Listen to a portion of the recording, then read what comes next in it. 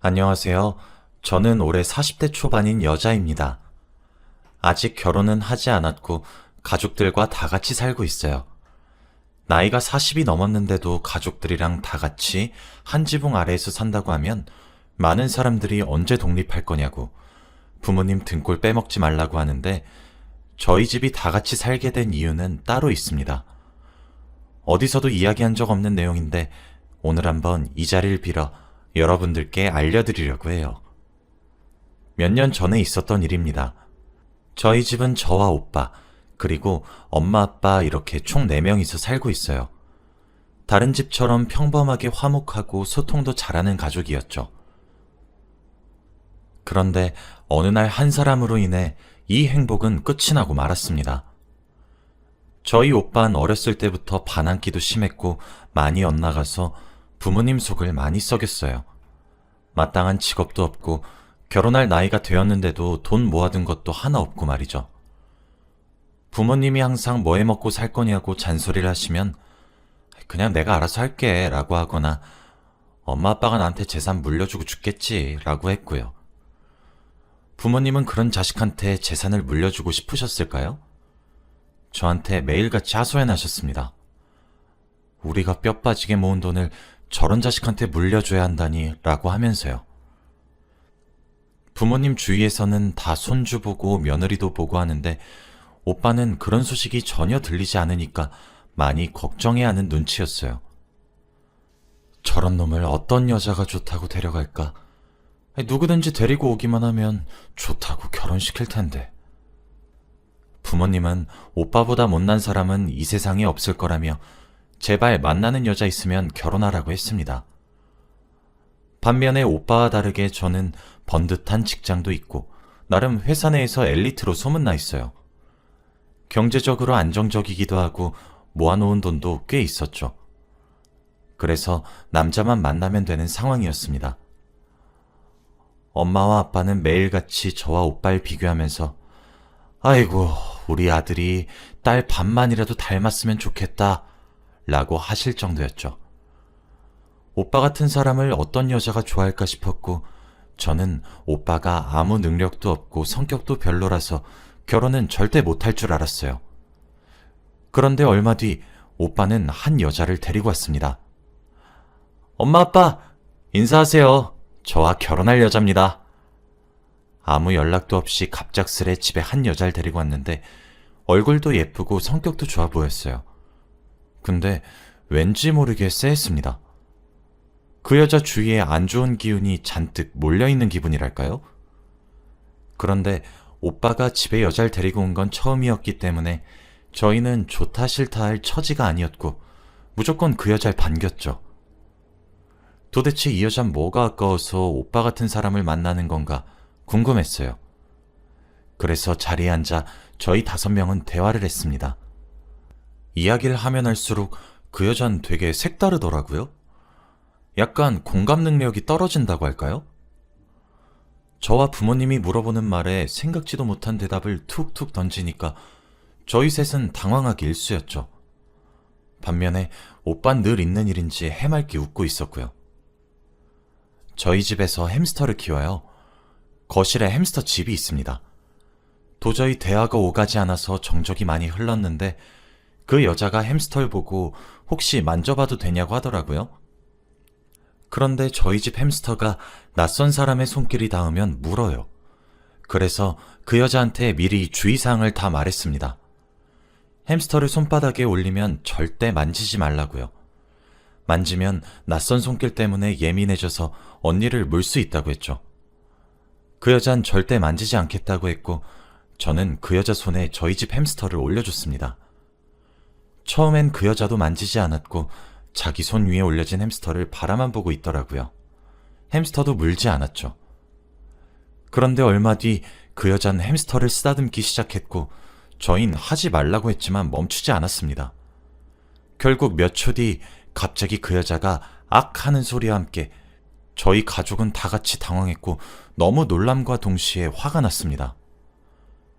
저희 가족은 그 여자한테 당신 미친 거 아니야? 애 다쳤으면 어쩌려고 그래요? 뭐 하는 짓이에요? 라고 하며 화를 불같이 냈는데 그 여자의 대답은 역시나 상상치도 못한 답이었어요. 날 아프게 했으니 저것도 아파야죠. 저와 엄마 아빠는 그 말을 듣고 벙쪄서 이 사람은 제정신이 아니라는 것을 느꼈습니다. 반면에 오빤 저희 햄스터한테는 관심이 없었고 그 여자한테 물린 데는 괜찮아? 많이 아프지? 라고 하면서 보듬어 주더라고요. 저흰 보다 못해 당장 이 집에서 꺼지라고 했습니다. 결혼은 다시 생각해보자고 했죠.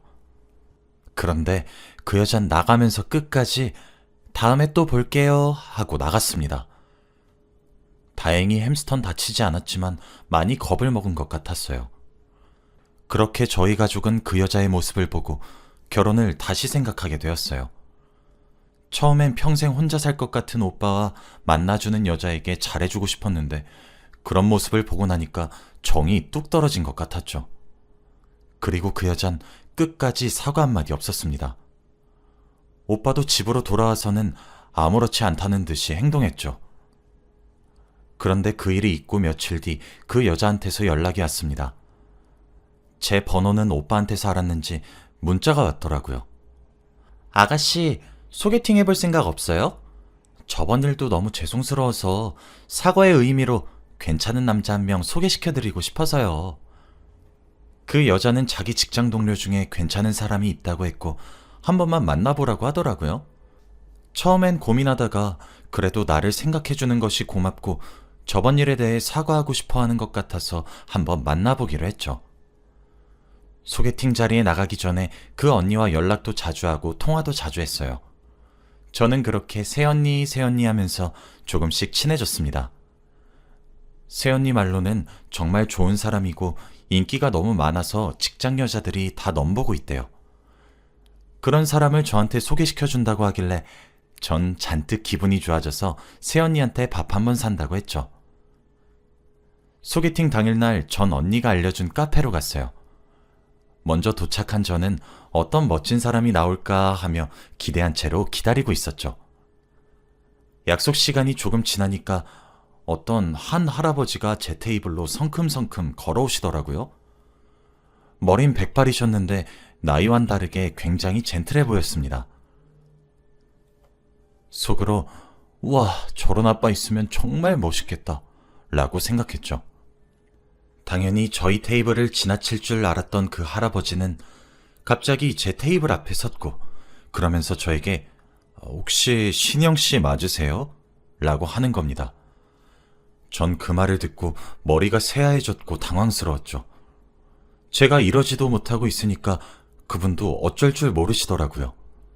그분은 자기 또래를 소개받는 줄 알고 나온 거래요. 저는 겨우 정신을 차리고 죄송합니다만 반복했어요.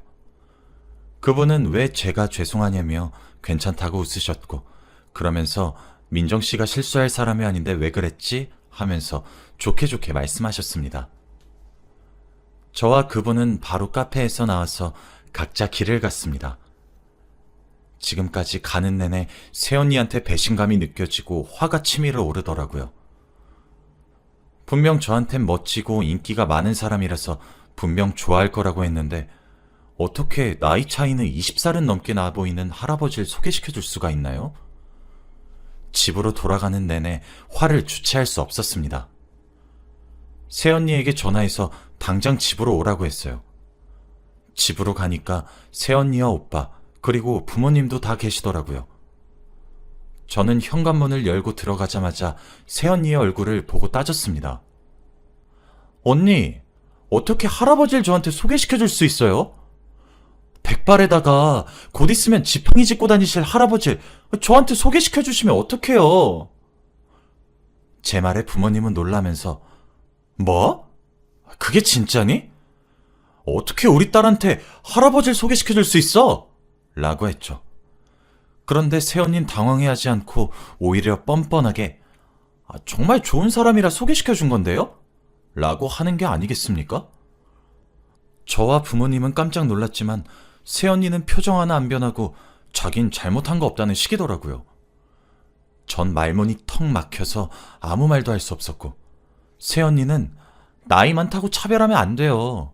이러는 겁니다. 역시 사람 쉽게 안 변한다는 걸 그때 깨달았고 저는 마지막이라 생각하고 세연이에게 할 말 못할 말 다 했어요. 언니, 우리가 언니한테 뭘 그렇게 잘못했는데요? 저한테 할아버지를 소개해주고 그렇게 좋은 사람이면 저희 오빠랑 헤어지고 그 백발 할아버지 언니가 만나면 되겠네요. 이제 저희 오빠랑 그만 헤어지고 당장 저희 집에서 꺼져주세요. 언니 말 다 듣기 싫고 꼴도 보기 싫으니까 나가세요. 언니같이 사이코 같은 사람 때문에 저희 집 파탄 내고 싶지 않으니까 당장 꺼지라고요. 전 참아왔던 울분이 터지면서 눈물도 같이 흘렸습니다. 그런데 제 말이 끝나자마자 어디선가 손바닥이 제 뺨을 내리쳤고 저는 한순간에 고개가 꺾여져 나갔어요. 정신을 차리고 보니 제 왼쪽 뺨은 뜨겁게 타는 느낌이 들었고 상황 파악이 되지 않았죠. 바로 오빠였어요. 저는 믿기지 않았습니다. 오빠는 화가 잔뜩 난 표정으로 절 쳐다보고 있었고 전 생애 처음 맞아보는 뺨에 너무 무서웠어요. 이 상황을 보고 있던 엄마와 아빠는 오빠에게 미쳤냐고 그만하라고 난리였죠. 그런데 그때 전 새언니의 표정을 보고 경악을 금치 못했습니다. 새언니는 내가 뭘 잘못했냐는 식으로 눈만 껌뻑거리면서 절 쳐다보고만 있었거든요. 그저 무표정이었습니다. 엄마와 아빠가 오빠를 때리면서 미친 거냐고 우리가 널 이렇게 키웠냐고 화를 잔뜩 내고 있었고 오빠는 내 여자친구가 너 생각해서 소개팅 해줬는데도 뭐? 사이코 같은? 야, 너 말 그딴 식으로밖에 못해? 나랑 결혼할 여자고 네 새언니가 될 사람인데 그렇게 소리치면 얼마나 겁먹겠어. 너 당장 사과해. 라고 하는 겁니다. 그 말을 듣고 엄마와 아빠는 결혼 절대 안 시켜줄 거라고 당장 헤어지라고 이 집에 다시는 들어올 생각하지 말라고 했고 그들은 거의 쫓겨나다시피 나갈 줄 알았어요. 그런데 새언니는 더 충격적인 말을 했습니다. 어머님, 아버님, 저 임신했어요. 그 말을 하자마자 새언니와 오빠를 내쫓던 엄마 아빠의 행동은 멈췄고 저희 집에는 정적이 흘렀죠. 왜냐하면 엄마와 아빠는 손주를 너무 보고 싶어 하셨거든요. 새언니가 아니면 오빤 절대 다른 여자를 못 만날 게 뻔했기에 부모님은 고민하시는 것 같았어요. 그러면서 새언니는 반대하셔도 아인 꼭 낳을 거예요. 라고 했습니다. 그 말을 하고 둘은 집에서 나갔고 저희 집엔 정적이 흘렀죠. 그리고 며칠 동안 대화 하나 오가지 않았습니다. 그런데 몇 주 후 아빠가 먼저 말을 꺼내기 시작했어요. 결혼시키자라고 했죠. 저는 절대 안 된다고 저런 사이코 같은 여자가 집에 들어오면 집안 풍비박산 난다며 말렸지만 아빠는 그래도 아이를 낳으면 달라질 거야 라고 하며 새언니를 가족으로 받아들이자고 했어요. 엄마도 그 말에 동의를 했고 어쩔 수 없이 결혼식은 올리지 않았지만 바로 혼인신고를 했고 오빠는 나가서 신혼집에서 살았죠. 당연히 신혼집을 구하고 살림살이를 준비하는 데에는 저희 부모님의 돈으로 거의 준비했지만요. 아무튼 저는 아직도 새언니에 대한 앙금이 조금 남아있어서 할 말만 하는 어색한 사이로 지냈습니다. 그렇게 몇 달이 흘렀고 조카가 태어났어요. 조카를 처음 본 그 순간은 절대 잊지 못합니다. 너무 예쁘고 사랑스러웠거든요. 조카의 엄마인 새언니는 마음에 들지 않았지만 조카는 제발 바르고 착하게 자라줬으면 좋겠다고 생각이 들었어요. 조카가 태어나고 나서는 오빠네 집에 자주 왕래를 했고 새언니와의 사이도 조금씩 나아졌습니다. 저는 조카 바보라서 조카가 가지고 싶어하는 걸 다 사주었고 거의 제 아들처럼 키웠죠. 그런데 제 조카는 어릴 때부터 조금 이상했습니다. 처음엔 애가 아직 너무 어려서 사리분별을 잘 못하나 보다 했어요. 그런데 아무리 교육을 시키고 하면 안 된다고 단호하게 말을 해도 잘 못 알아들었습니다. 초등학교를 들어가기 전에는 제 방에 있는 곰인형을 파내고 있더라고요. 저는 그 모습을 보고 기겁해서 하면 안 된다고 말렸지만 아이는 제 말을 듣지 않았습니다. 조그마한 상처이긴 했지만 피가 났고 저는 아파서 손을 부여잡고 이랬죠. 그런데 조카는 제가 아파하면 막 좋다고 까르르 웃었고 솔직히 그때 정말 많이 충격을 받았어요. 이런 적이 한두 번이 아니었고 그럴 때마다 새언니와 오빠한테 말했는데 새언니는 원래 다 그러면서 크죠 라고 했고 오빠는 안 그래도 요즘 걱정이긴 해 라고 했습니다. 새언니와 오빠의 교육 방식이 워낙 달랐고 이건 저라도 바로 잡아줘야 할 것 같아서 몇 번 단호하게 말도 해보고 혼도 냈습니다. 그런데 처음만 괜찮지 시간이 지나면 다시 돌아왔어요. 그리고 조카가 초등학교에 들어가고 나서부터 더 큰 문제가 생기기 시작했습니다. 조카는 학교에서 사고를 많이 쳐서 오빠가 학교에 많이 불려갔거든요. 처음에는 단순히 친구들과 투닥투닥거리고 말싸움 하는 정도인 줄만 알았습니다. 그런데 생각외로 많이 심각하더라고요. 조카와 같은 반인 친구가 조카한테 왜 내 눈을 똑바로 쳐다보냐? 라고 하면서 시비를 걸었대요. 그런데 그때 조카는 아무 대답이 없었고 무시했다고 합니다. 처음에 여기까지 듣고 조카가 잘 대처했다고 생각했죠. 그런데 다음이 대박이었습니다. 수업이 끝나고 쉬는 시간이 되자 조카는 아까 자기한테 시비를 걸었던 친구를 뒤따라 나갔고 결국 그 친구는 전치 10주가 나왔다고 합니다. 정말 심각한 수준이잖아요. 저는 이 말을 오빠한테 듣고 입을 틀어막고 아무 말도 할 수 없었습니다. 오빠는 그날 학교에서 연락을 받고 일도 다 내팽겨치고 학교로 가서 피해자 부모님께 무릎을 꿇고 사과를 했대요. 그런데 그 모습을 보고 있던 조카는 아무런 반응도 없이 무표정으로 그저 허공만 보고 있었다고 합니다. 다행히도 합의를 해주셔서 빨리 끝낼 수 있었는데 그래도 이건 너무 심각하잖아요. 집으로 돌아가는 동안 아들에게 혼도 내보고 다 했대요. 그런데도 못 알아듣는다고 합니다. 지금 계단에서 넘어진 친구는 병원에서 대수술을 하고 있는데 말이죠. 그 이야기를 새벽에 저희 집에 불쑥 와서 저와 부모님 앞에서 울며 말했습니다. 저는 바로 이혼하라고 했어요. 분명 조카와 새언니는 평범한 사람들과 다른 생각을 가지고 있다고 했죠. 그 사람들 옆에 있으면 오빠까지 잘못될 것 같았습니다. 그런데 오빠는 이혼할 수가 없대요. 제가 왜 그러냐고 물으니 갑자기 더 서럽게 우는 겁니다. 사실은 나랑 아내 사이에 둘째가 있었거든. 저와 부모님은 처음 듣는 얘기에 넋을 잃고 말았어요. 그런데 오빠가 하는 말을 듣고 정말 기절할 뻔했습니다. 오빠와 새언니는 둘째를 임신한 소식을 알고 정말 기뻐했대요. 새언니도 애지중지 몸 관리도 열심히 하고 태교도 했죠. 그런데 배가 점점 나오고 그러니 첫째가 심통이 났나 봐요.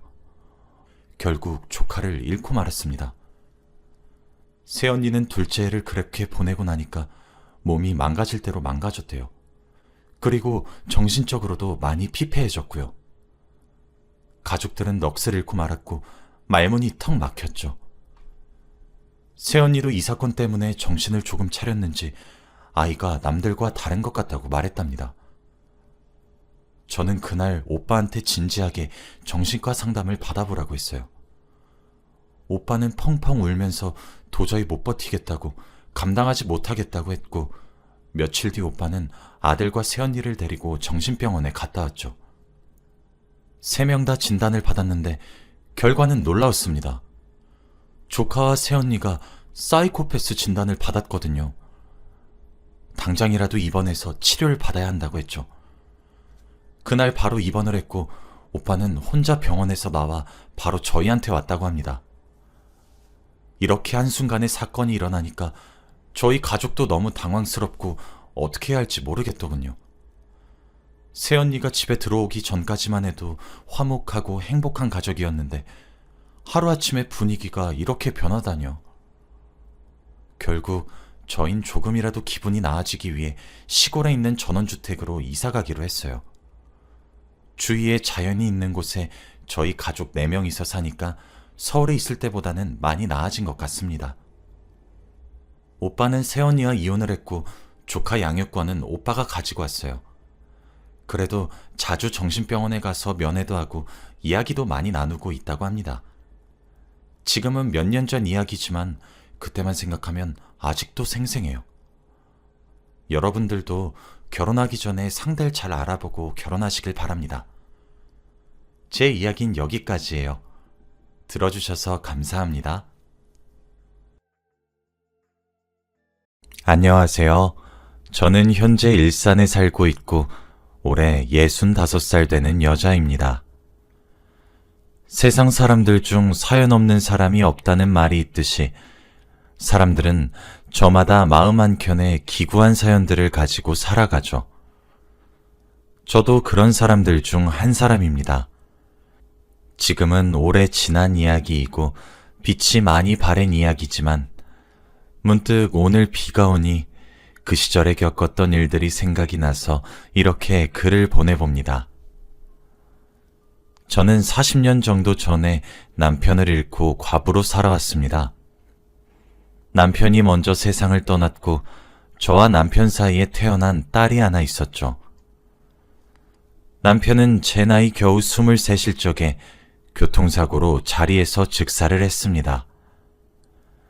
지금으로부터 약 40년도 더 전엔 지금처럼 결혼을 늦게 하는 추세가 아니었어요. 보통 일찍 결혼해서 임신과 출산을 겪으며 아이를 기르며 지냈죠. 전업주부들도 정말 많았고요. 그리고 저도 그런 사람들 중 한 사람이었습니다. 남편과는 7살의 나이 차이였고 일하던 곳에서 사장님의 추천으로 선을 봐서 결혼을 했어요. 저는 당시 제 밑으로 남동생이 2명이나 딸려 있었고 돈을 벌어야만 했었죠. 방직 공장에서 번 돈으로 동생들 뒷바라지를 하고 있었고요. 그때 사장님께서 일을 하시던 제게 선을 보겠냐고 권유하시더라고요. 그런데 제 밑에 딸려있는 동생들이 걸려서 내가 무슨 결혼이냐 하면서 거절을 했었습니다. 당시 저는 늙어 죽을 때까지 가족들을 부양해야 된다는 생각에 사로잡혀 있었거든요. 동생들 교육도 시켜야 하지, 엄마 병원비도 걱정이지. 저와 아빠 둘이서 버는 돈으로 5 식구가 먹고 사는 것만으로도 급급했거든요. 그렇게 제 사정을 설명하면서 거절했었죠. 사장님이 알겠다고 말을 한 뒤 넘어가는 듯 했었죠. 그런데 며칠 후 또 제게 선을 보라고 권유를 하시더라고요. 젊은 나이니까 한번 만나보는 것도 손해가 아니지 않겠냐고 하시면서요. 근데 젊은 나이라는 단어가 어쩜 제 가슴에 그렇게 콕 박히던지. 그렇게 선자리를 수락하게 되었고 남편을 만나게 되었습니다. 남편은 사장님의 지인의 아들분이셨어요. 저보다 부유해 보이고 귀티나는 분이기에 기가 죽었었죠. 그런데 그것도 처음 잠깐이고 그 이후 정말 대화가 잘 통했습니다. 친절하고 다정하고 동화 속에서 나오는 왕자님 같은 사람이더라고요. 그렇게 몇 번 만나다 보니 결혼을 전제로 만나게 되었어요. 만난 지 6개월 정도 흐르니 어느새 결혼을 준비하고 있더군요. 남편은 자신과 결혼을 하고 난 이후 공장에서 일하는 것을 그만두길 원했고 저는 가족들 부양 때문에 그것이 어려울 것 같다고 대답했어요. 그랬더니 남편은 자신이 친정 처남들이 다 클 때까지 지원을 아끼지 않겠다고 해주었죠. 저는 원하던 사람과 꿈에 그리던 결혼도 하게 되는 것은 물론 좋은 남편을 만나 친정까지 챙겨준다는 사실에 정말 크게 감동했고 너무 고맙고 미안해 가슴이 벅차오를 정도로 감격스러웠습니다. 이렇게 보답받으려고 제가 그렇게 힘든 시절을 보내고 있었나 보다 하면서 말이에요. 그렇게 우린 양가의 축복 속에 결혼을 했고 바로 아이를 가졌습니다. 처음엔 시부모님들께서 시집살이도 많이 시키시기도 했죠. 그래도 아이를 임신하고 출산을 하자 많이 줄이시더군요. 처음엔 아들이 아니란 사실에 정말 많은 타박을 받게 되었지만 저희 딸아이가 매우 애교가 많은 아이라서 그런지 시부모님들은 딸아이의 애교에 살살 녹았죠. 그렇게 나름대로의 평화가 유지되며 지내오고 있었습니다.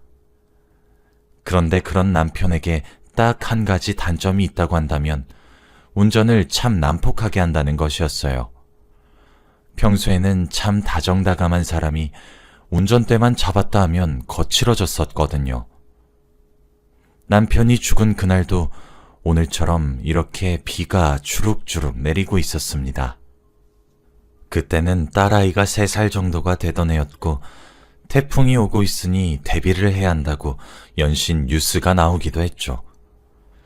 지방으로 출장을 가야 한다던 남편은 연락이 되지 않았습니다. 사실 제 남편은 조금 가부장적인 사람이었습니다. 그래서 일을 하거나 그럴 때 제가 먼저 연락을 하거나 이런 식으로 귀찮게 굴거나 행동을 하면 너무 싫어했어요. 여자는 지고지순해야 하고 남자는 하늘이고 여자는 땅이고 뭐 그런 생각을 가지고 사는 사람이었죠. 요즘 사회에서는 이렇게 생각을 하는 사람들을 잘못 생각하고 있다고 말을 하지만 그 당시에는 그게 당연한 생각이었던 것 같습니다.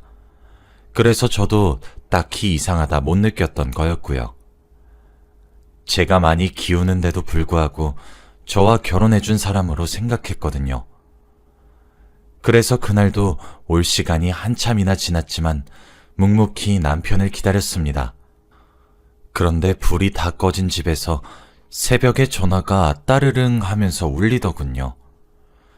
딸아이를 재우고 늦은 밤까지 남편만 기다리고 있던 그때 문득 제 귀에 전화벨의 울림소리가 참 스산하게 들렸어요.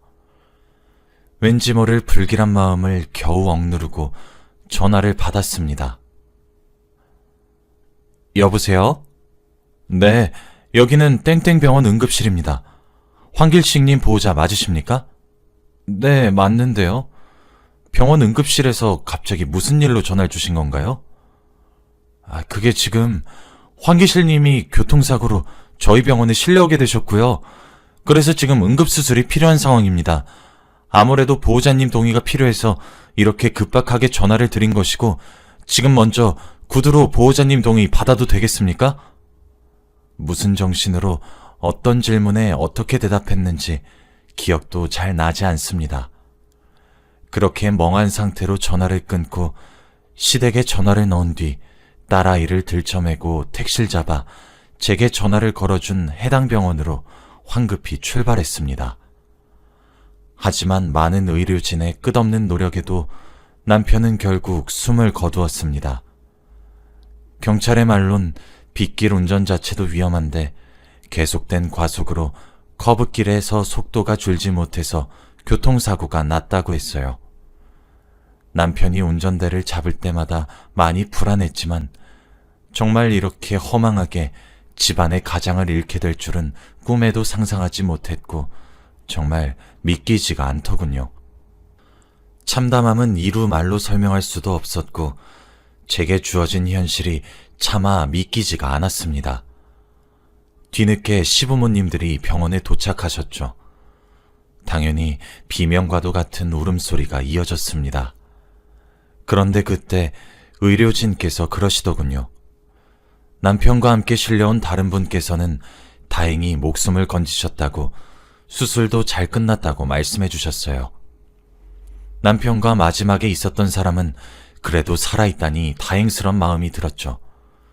그렇게 그 사람을 찾아갔습니다. 그런데 그 사람이 누군지 알게 되니 다행스럽다고 생각한 저를 죽여버리고 싶더군요. 몸에 붕대를 칭칭 감고 누워있던 사람은 한 여성이었습니다. 제 또래로 보이는 그 여자를 보고 있으니 참 여자의 직감과 촉은 무시할 것이 못 된다는 말이 사실인 것인지 본능적으로 거부감이 들더군요. 아니나 다를까 그 여자는 남편이 만나고 있었던 불륜녀였습니다. 남편은 지방으로 출장을 간 것은 사실이었지만 실제로 제게 이야기한 출장 기간은 일주일이었습니다. 하지만 실제적으로 출장 기간은 3일 정도였고 남은 기간은 남편이 따로 휴가를 요청해서 불륜녀와 함께 여행을 다닌 거였어요. 그 모든 사실을 자백하는 불륜녀를 보고 있자니 제가 느꼈던 감정이 어땠을지 상상이 가시나요? 기가 막히다 못해 진짜 사람이 딱 미칠 것 같더라고요. 딸아이도 자신의 아빠를 잃었다는 것을 본능적으로 알아챈 것인지 자지러져라 울어제끼는데 달래지도 못했었죠. 제가 배움이 짧아 아는 것이 많이 없어도 불륜을 저지르면 안 된다는 것 정도는 알고 있습니다. 그리고 그땐 관통죄가 있었던 시절이라 형사고소도 가능했었거든요. 그런데 고소를 하지 않았습니다. 왜냐면 제가 너무 미련했었거든요. 남편은 생과 사를 오가다 결국 숨을 거두었고 함께 동승하고 있었던 불륜녀도 평생 후유증을 달고 살아야 될 정도로 크게 다쳤었거든요. 저와 비슷한 나이대로 보이는 그 불륜녀가 안타까웠습니다. 제가 잠시 미쳤던 것이죠. 남편이 숨을 거두기 직전 대화를 나누었던 사람도 그 불륜녀가 유일했는데 이미 추궁하고 화를 내야 할 남편은 산 사람이 아니라서 그렇게 용서하고 넘어가려고 했습니다. 그런데 불륜을 저지르는 사람도 보통 내기가 아니라더니 그 말이 딱이더군요. 남편의 장례를 무슨 정신으로 치르게 되었는지는 기억도 제대로 나지 않지만 어찌저찌 잘 치러냈어요. 그런데 남편을 떠나보낸 장례식장에 불륜녀가 찾아왔더군요. 그러더니 대뜸 남편의 유산과 사망보험금을 요구하더라고요. 3살 어린 딸은 세상 모르게 자고 있는데 소리를 고래고래 지르면서 자신도 권리가 있다 주장을 하더군요. 정말 기가 막힐 노릇이죠. 하지만 거기서 끝나지 않았답니다. 불륜녀가 주장한 권리는 생각보다 일리가 있었습니다. 제 남편의 아이를 임신했으니 자신의 아이도 남편에게 한 사람 몫의 유산을 받을 권리가 있다고 했거든요. 저는 정말 불륜녀가 괘씸했지만 넘어가려고 했습니다. 저처럼 어린 나이니까 홧김에 저지른 실수로 치부하려고 했고 제대로 뉘우치지도 않는 듯 제게 진심 어리게 사죄의 말을 건넨 것도 아니지만 젊은 나이에 인생 망치게 하기 싫어서 많이 다쳤다길래 그래서 정말로 용서하고 넘어갈 생각이었습니다. 상중에 찾아와 난리를 피우니 남편의 지인과 제 지인들 모두 남편이 불륜녀와 여행하다가 사고로 죽었다는 사실을 알게 되었고 저는 정말 모욕스럽고 치욕스럽기까지 하더군요. 시부모님이 그나마 나서서 나가서 이야기하자고 여자를 끌어내려고 하셨지만 저 그 사람 아들도 임신했다고요 라는 한마디에 그마저도 멈칫하시며 멈추시더군요. 그제서야 그 여자의 배를 보니 임신 중기 수준 정도로 배가 불러 있더군요. 진짜 기가 막혀서. 사실 저 사람이랑 여행 간 것도 저랑 태교 여행 간 거라고요. 뱃속의 아이 저 남자 아이예요. 어머님, 아버님, 여기에 그쪽 아들 핏줄이 들어있다고요. 제 남편과 불륜을 저지른 것도 괘씸한데 애까지 만들어서 우리 아이의 목조차 뺏으려는 그 불륜녀를 보니 화가 미친 듯이 치밀어 오르기 시작했습니다. 불륜녀를 물끄러미 쳐다보니 뭐가 그렇게 당당한 것인지 고개 한번 꺾지 않고 빳빳이 쳐들며 저를 내려다보더군요. 전 그 모습을 보고 경찰을 불렀습니다. 그쯤 되니 그래, 될 대로 되라. 어디 한번 누가 이기나 해보자 싶은 심정이었거든요. 솔직히 시부모님 태도도 어이가 없던 것이 처음엔 제 편을 들어주셨고 본인 아들이 죽으면서까지 저와 제 딸아이 가슴에 커다란 상처를 주게 된 것 같다며 제 손을 잡으시며 눈물을 퐁퐁 쏟아내셨습니다. 저도 그래서 재혼에 대한 생각도 하지 않고 시부모님을 제가 끝까지 모시겠다고 다짐했었고요. 그런데 불륜녀가 제 남편의 아들을 임신했다는 말 한마디에 손바닥 뒤집듯이 태도를 달리하시는데 정말 너무 배신감이 들고 해도 너무한다 싶더군요. 게다가 시부모님은 오히려 경찰을 부르는 저를 뜯어 말리셨습니다. 근데 제가 미친 사람도 아니고 그 여자를 가만히 둘 수 있겠나요? 눈이 당연히 뒤집어지죠. 그렇게 경찰은 빠른 시간 안에 도착했고 저는 저 여자가 불륜을 저질렀다고, 그 증거로 뱃속에 아이를 임신했다고 동네방네 떠들고 다닌다며 더 크게 난동을 피웠었죠. 그 여자도 자신의 입으로 말해놓은 것들이 많다 보니 혐의가 생긴 것은 물론이고요. 그렇게 남편의 장례식 도중에 딸아이를 데리고 나란히 경찰차를 타고 경찰서로 향했습니다. 가서 간통죄로 신고했고 조서를 썼습니다. 불륜녀는 당황하는 기색이었어요. 지금 생각해보면 제가 아무런 조치를 취하지 않으니 이번에도 그럴 것이라고 예상을 한 것은 아닌가 하는 생각이 드네요. 저는 그 이후로도 친정에서 돈을 아득바득 끌어모아서 비싼 돈 주고 변호사도 고용했어요. 참 어이가 없는 것이 남편 명의의 카드만 조회해도 여관방에서 결제된 내역이 주룩주룩 나오더군요. 그 여자가 다니고 있던 산부인과도 남편 카드로 결제가 되어 있는데 그동안 몰랐던 제가 그토록 미련하고 멍청하게 느껴질 수가 없었습니다. 그렇게 저는 미친 사람처럼 몇 개월씩이나 압박을 했습니다. 그러다 보니 시간이 흘러 불륜녀가 출산을 하게 되었죠. 아이가 태어나면서 이제 누군가의 아이인가에 따라서 남편이 죽기 전에 남긴 유산과 사망보험금 등등의 분배가 결정되는데 이게 웬걸 사사나를 낳았더군요. 원인은 불명하지만 제가 한 소송과 조치들이 한몫을 했을 거란 생각은 저도 들었습니다. 비명을 지르며 제게 독한 년이라며 욕을 하고 화를 내는데 저도 착한 사람은 아니었나 봐요. 비죽비죽 웃음이 나오더군요. 시부모님은 어느새 그 불륜녀 옆에 찰싹 달라붙어 제게 사람의 탈을 쓰고 어떻게 이렇게 잔악무도한 짓을 저지르냐며 해도 너무하는 것 아니냐며 함께 오열을 하는데 모르는 사람이 보면 제가 불륜녀로 오해할 기세더군요. 그러게 조용히 살지 왜 그랬어.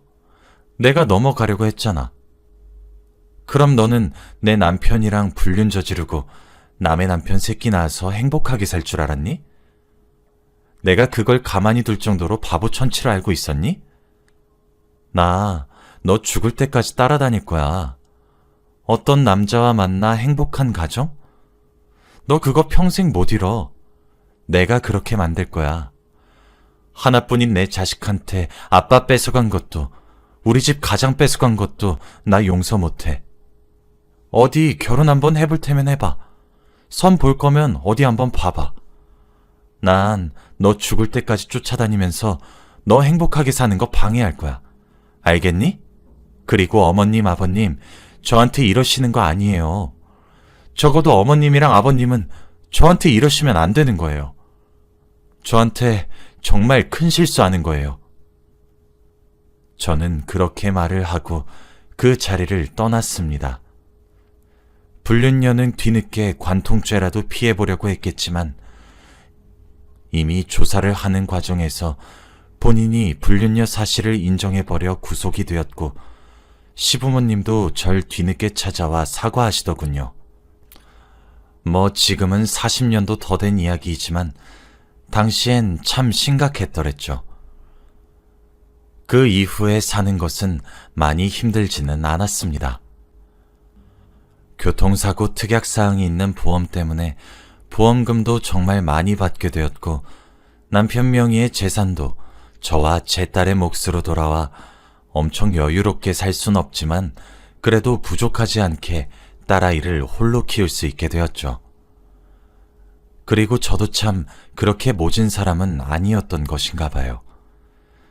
그렇게 으름장을 놓은 이후에 제가 그렇게 독한 사람이 되진 못해서 실제로 따라다니면서 압박을 주거나 하진 않았지만 꽤 오랜 시간 마음을 졸이며 살았겠구나 싶었죠.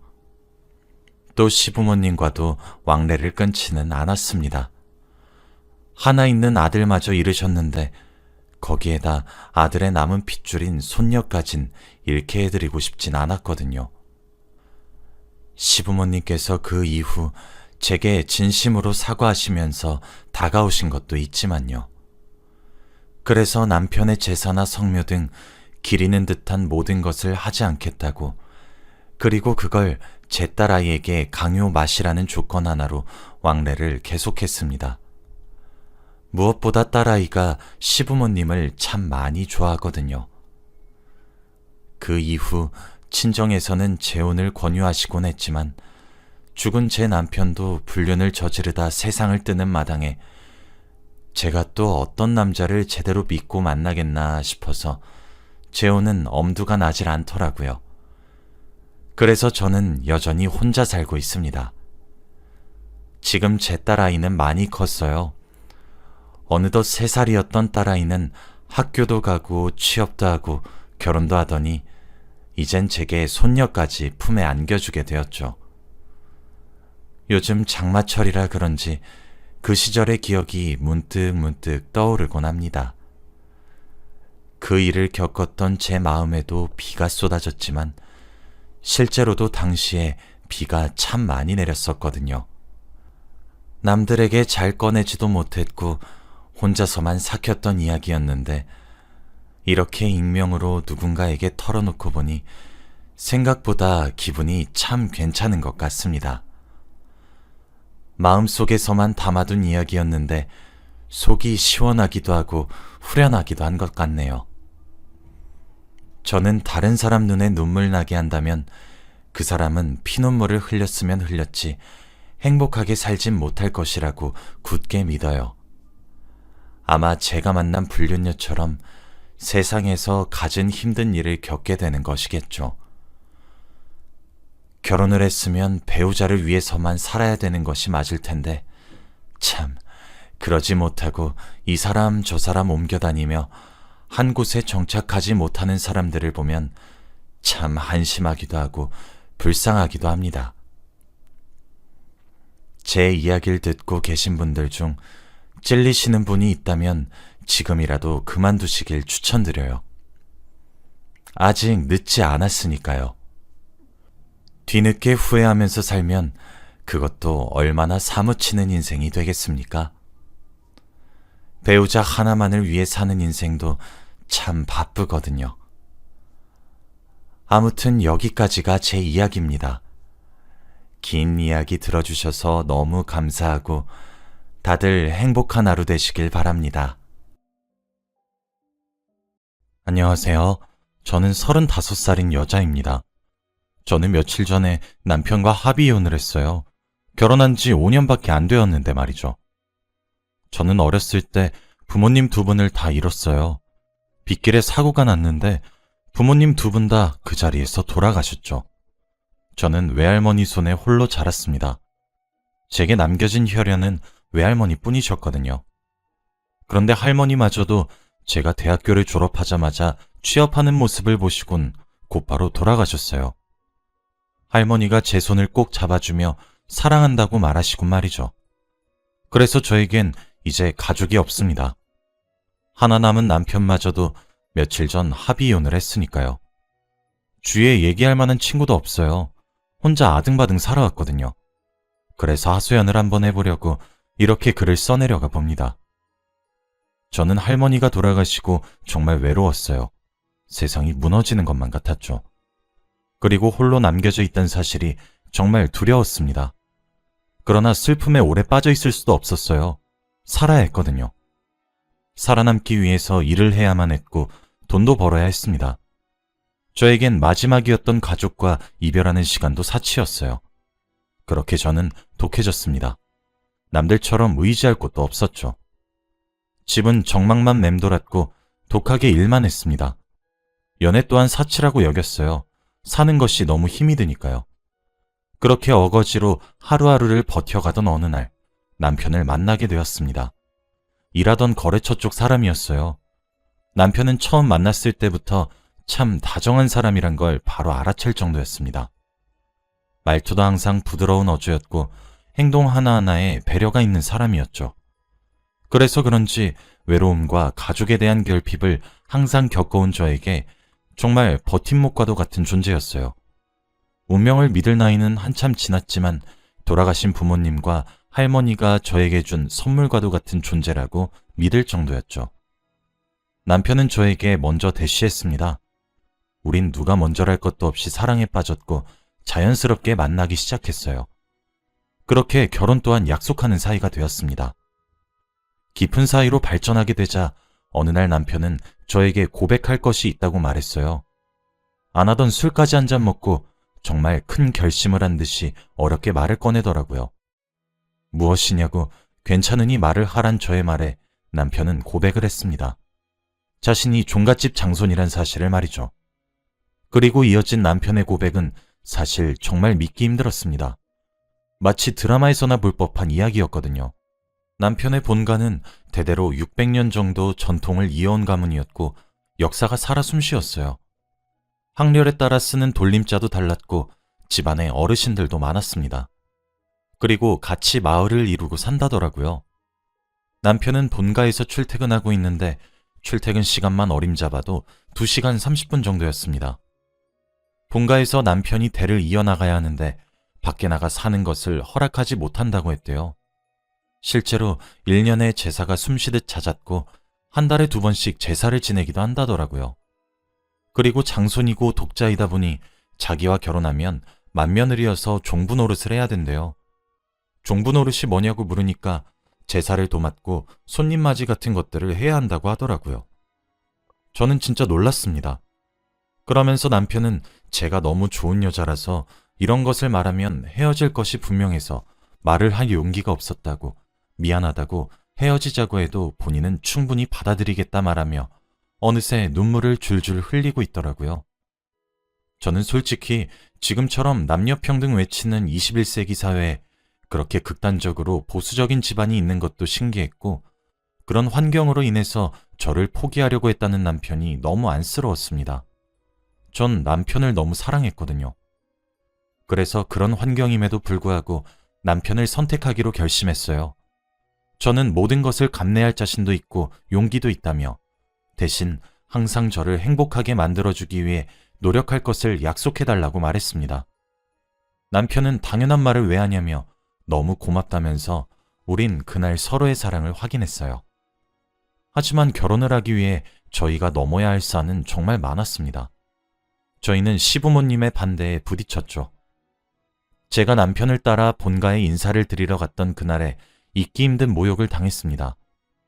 남편이 저를 결혼할 여자라고 소개한 뒤 시부모님은 제게 이것저것을 물으셨어요. 착실히 대답했지만 제게 돌아왔던 말은 멸시에 가까운 모욕이었죠. 부모도 없고 역사가 있는 가문도 아니고 너같이 근본도 없는 게 무슨 종부 노릇을 하겠다고 결혼을 운운하는 거냐? 우리 집처럼 명문 있는 가문의 며느리는 너 같은 볼품없는 사람이 들어와서 넘볼 자리가 아니다. 라는 말을 들었죠.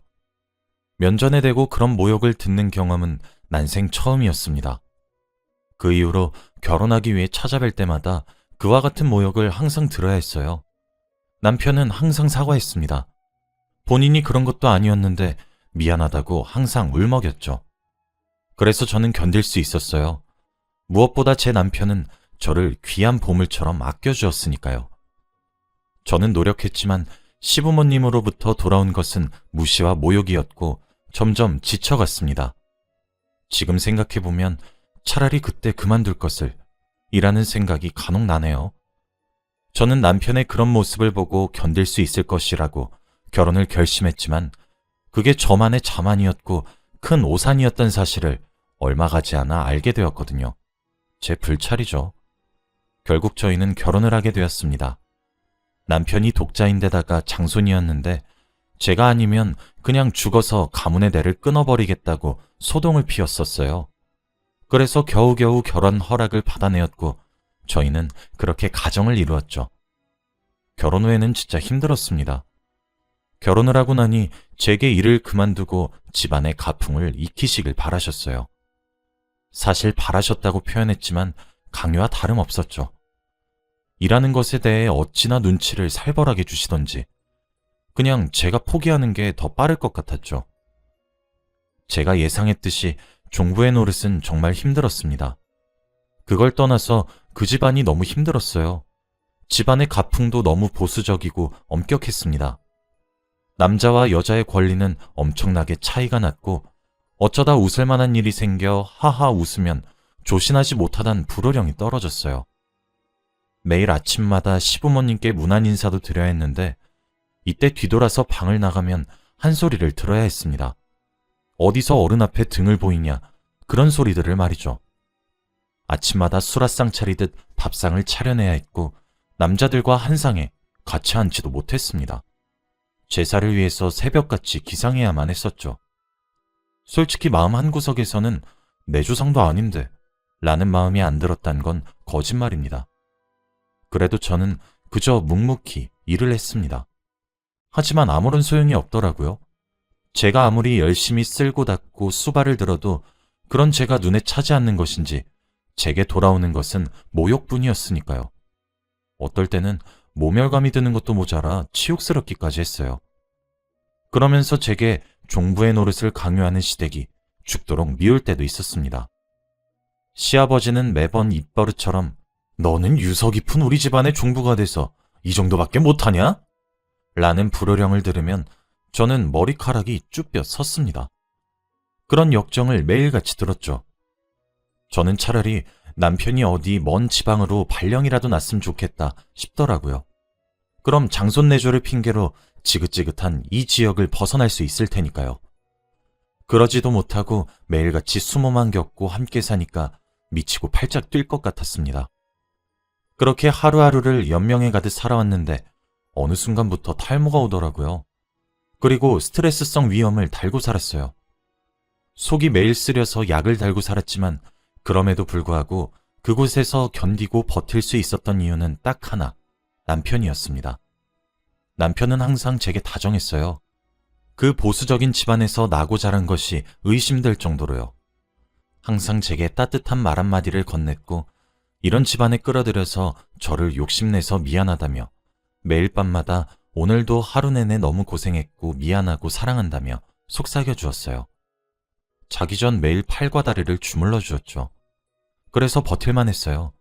무엇보다 이런 사람이 제 남편이어서요. 그런데 그럼에도 불구하고 저희는 합의 이혼을 했습니다. 저희는 결혼한 지 5년이 넘어갔지만 저희들 사이에 아이가 없어요. 앞서 말했듯 남편은 종갓집의 장손이며 심지어 독자이기까지 합니다.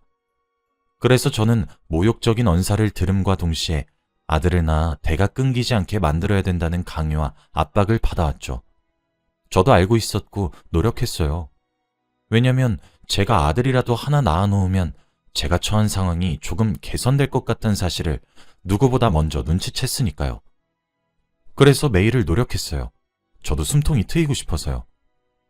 그런 제 노력에도 불구하고 하늘도 무심하신 듯 저희 부부에겐 아이 소식이 들려오지 않았습니다. 안으로는 제가 불임인 걸까라는 생각이 들었고 밖으로는 시부모님은 맨날 첫날 너처럼 근본이 없는 애를 우리 집안에 들어서 대가 끊기게 생긴 건데 어쩔 거야? 라거나 너는 어쩜 몸뚱이 하나 멀쩡하지 않은 거니? 라거나 넌 불임이면서 어디 뻔뻔하게 낯짝을 들고 우리 집안에 발을 들인 것이냐? 라며 온갖 폭언을 들어야 했죠. 심지어 남편 보고는 밖에서 아들을 하나 낳아서 들어오라고 하시더라고요. 피가 바짝바짝 마르는 기분이었습니다. 돌아버릴 것만 같았죠. 그래서 그런 건지 하루하루 지나갈수록 바짝바짝 말라가는 스스로가 안쓰러워졌습니다. 그러다 제가 남편에게 불임 검사를 받아보겠다고 제안했어요. 저도 제가 불임이란 소리를 매일 들으니 혹시 정말 그런 것은 아닐까란 생각이 들었거든요. 정말 저한테 문제가 있는 것인지 알고 싶었습니다. 다감한 남편은 그럼 함께 검사받자고 했어요. 왜 본인은 빼냐면서요. 본인의 문제일 수도 있지 않느냐고 했죠. 그래서 저희는 함께 불임 검사를 했습니다. 남편의 말이 씨가 된 것인지 결과는 참혹했습니다. 바로 남편이 임신 계획조차 하지 못하는 몸이었거든요.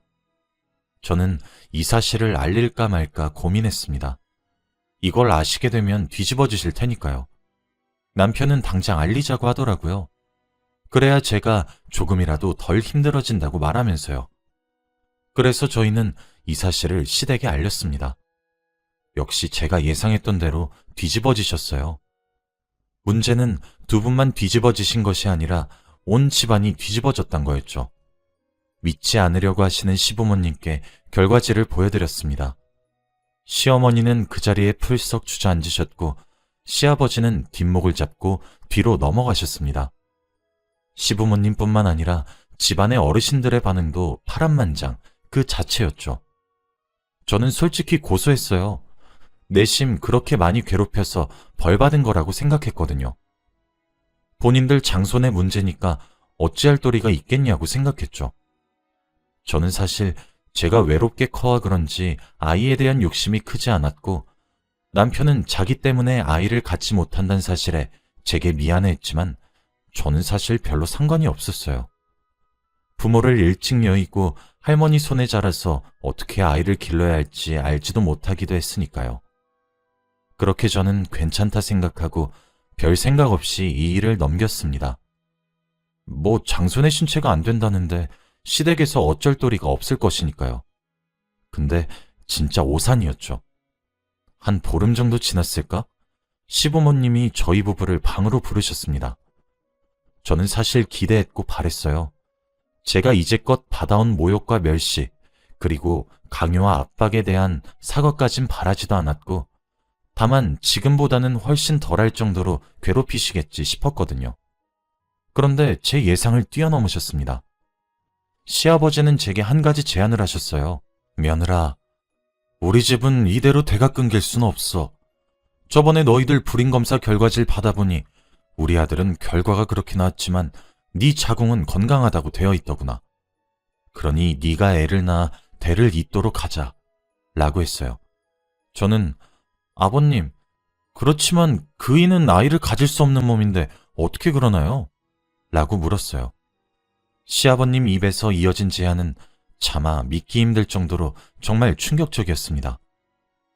우리 가문에 불임센터에서 일하는 사람이 있어. 원래 시험관 시술은 혼인신고를 한 부부에게만 허용되지만 내가 잘 이야기했더니 시험관을 하도록 도와준다고 하더구나. 그러니까 너는 내일부터 몸과 마음을 청결히 하고 아이를 가질 준비를 하도록 해라. 라셨어요. 사실 제안도 아니었습니다. 명령에 더욱 가까웠죠. 전 당연히 그 자리에서 거부했어요. 아버님, 어쩜 제게 그런 말 같지도 않은 제안을 하세요? 말이 된다고 생각하세요? 라고 했더니 그럼 가문의 대가 끊겨야 하는 거냐? 라며 오히려 제게 역정을 내셨습니다. 제가 지르는 소리에 한동안 멍하니 넋을 놓은 것처럼 앉아있던 남편은 그제야 정신을 차린 것인지 제 말에 동조하면서 그건 아니라고 소리쳤어요. 그러고는 제 손을 잡고 그 자리에서 나왔죠.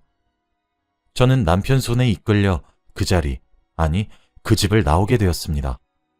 지금 생각해도 참 충격적이에요. 너무 구역질이 나는 제안이지 않나요? 어쩜 그리 비인간적인 제안을 눈 하나 깜짝하지 않고 하실 수 있죠? 정말 상식적으로 이해할 수가 없었습니다. 더욱 충격적인 것은 그 사실을 시어머니 앞에서 말씀하신 거예요. 시어머니도 그렇습니다. 왜 옆에서 그 말씀을 들으면서 아무 소리 안 하셨던 걸까요? 그렇다면 시어머니와도 어느 정도 합의하신 내용이란 것이겠죠. 저는 생각이 꼬리에 꼬리를 물었고 점점 화가 미친 듯이 치밀어 올랐어요. 사람이 정말 너무 화가 나면 이성을 잃는 것이 아니라 오히려 차분해지기 시작하더라고요. 그냥 차라리 돌아버리거나 미쳐버리고 싶었어요. 자꾸 돌아버릴 것 같고 미쳐버릴 것 같고 죽고 싶어지니까 너무 힘이 들더라고요. 남편은 그런 제게 울면서 빌었습니다. 그런 소리 듣게 해서 미안하다면서요. 본인 집안이 가문에 대한 자부심도 엄청 강하고 남들 집보다 특수성이 강하다고 생각했지만 대를 이어야 된다는 생각이 저렇게 미칠 정도로 머리에 있는 건 줄은 몰랐다면서 말이죠. 그러면서 제게 여보, 나는 당신을 너무 많이 사랑해. 아마 내 인생에서 당신을 제외하고 또 동반자가 생기지 않을 거야. 맹세할 수 있어. 난 당신을 너무 많이 사랑해. 당신은 내게 너무 소중한 사람이야. 당신이랑 연애하고 결혼하는 내내 너무 행복했어. 그런데 내가 당신을 곁에 두고 싶어하는 이기적인 욕심에 당신에게 희생을 강요한 것만 같아. 당신이 핍박을 받고 힘들어하고 그런 모습들을 다 보면서도 내가 좀 더 잘해주자, 더 아끼고 사랑하자, 그렇게 행동하자 수없이 다짐해왔어. 근데 너무 내 욕심인 것만 같아. 오히려 내가 당신을 탐해서 당신이 더 망가져가는 것만 같아. 너무 미안해. 이런 꼴을 당하게 해서 정말 너무 미안해, 여보. 위자료로 쳐도 좋아. 당신이 무엇을 하든 새로 자리 잡는 것에 대해 내가 모든 것을 지원할게. 내가 해줄 수 있는 것들이 이런 것들 뿐이라 더욱 미안해, 여보. 우리 이혼하자. 라고 울면서 제게 합의 이혼을 제안했습니다. 저는 남편에게 물었어요. 아니야, 여보, 그러지 마. 당신 나 정말 사랑한다며. 그러면 그냥 우리끼리 살자, 어?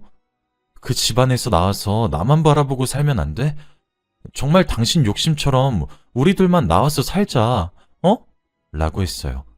남편은 미안해. 정말 할 말이 없어. 나도 마음 같아선 그러고 싶어. 그치만 안 될 것 같아. 나를 욕하고 이기적이라고 비난을 해도 좋아. 받아들일게. 그치만 당신도 알다시피 우리 집은 나 하나만 바라보고 모두가 사셨어. 나도 잘못된 것을 알고 있고 아닌 건 아니라는 것도 잘 알고 있지만 외면하는 거 너무 힘들 것 같아. 천륜을 끊는 짓을 해낼 자신이 없어. 정말 미안해, 여보.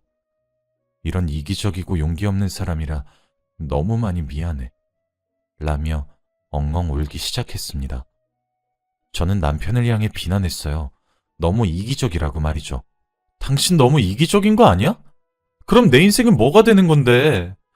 당신 따라 혈혈단신으로 그 잘난 집안에 이리 치이고 저리 치이며 가진 고생이란 고생은 다 하고 결혼하면서 일도 그만두게 해서 경력도 단절되고 내가 지금 나가서 뭐 해먹고 살아야 되는 건데? 이렇게 될 줄 알았으면 당신이랑 결혼도 하지 않았을 텐데. 당신 너무 이기적이야. 정말 너무 이기적이다. 사랑하는 여자도 제대로 못 지켜주고 아닌 걸 잘 알면서 그놈의 가문이 뭐라고 집안도 버리지 못하고 무엇 하나 손에서 놓을 줄을 모르니? 어떻게 하나를 내려놓을 줄 모르냐고. 어떻게 둘 다 양손에 쥐려고만 하는 거야? 정말 너무하다. 정말 너무해. 난 이런 사람을 남편이라고 모든 희생을 감수하고 그 모멸감을 견뎌왔던 거야? 나 지금 너무나도 허탈한 거 알아? 다른 사람도 아니고 어떻게 네가 나한테 이렇게 할 수가 있어? 이때까지 너는 내가 핍박을 받을 때도 한 번도 앞으로 나서준 적 없잖아. 난 그래도 괜찮았어. 난 당신을 너무 사랑해서 모든 걸 이해해보려고 노력했다고. 근데 넌 뭐야? 나를 옆엔 두고 싶은데 부모님께 맞서는 건 겁이 났니? 어쩜 그렇게 사람이 이기적이고 야속할 수가 있어. 어떻게 다른 사람도 아니고 나한테 그럴 수 있냐고. 라고 소리쳤습니다. 어느새 눈에선 미친 듯이 눈물이 나오더라고요. 남편은 제 비난을 들으며 그저 미안하다는 말만 되풀이하였고 빌기만 했습니다. 저희는 그렇게 며칠 전 합의 이혼을 했어요. 남편의 본가에서 이 일을 알고 미친 듯이 연락이 왔었지만 전부 차단했고 남편도 막았는지 더 이상 연락은 따로 오고 있지 않습니다. 저는 이게 잘한 일인 걸까 싶네요. 이 생각이 하루에 12번도 더 들어요. 앞으로의 일 또한 눈앞이 캄캄하고요. 그런데도 저는 정말 인정하고 싶진 않지만 아직 남편을 너무 많이 사랑하고 있습니다. 그리고 남편 또한 저와 마찬가지란 사실이에요. 저에게 일어난 이 드라마 같은 일들이 아직도 참 실감이 안 납니다. 저도 언젠간 이걸 딛고 일어나서 다시 열심히 살아갈 수 있을까요? 제게 일어난 이 비극이 참 믿기지가 않네요. 제 사연을 들어주셔서 감사해요. 그저 제게 잘했다고 한마디만 해주세요. 오늘은 그저 위로만 받고 싶네요. 감사합니다.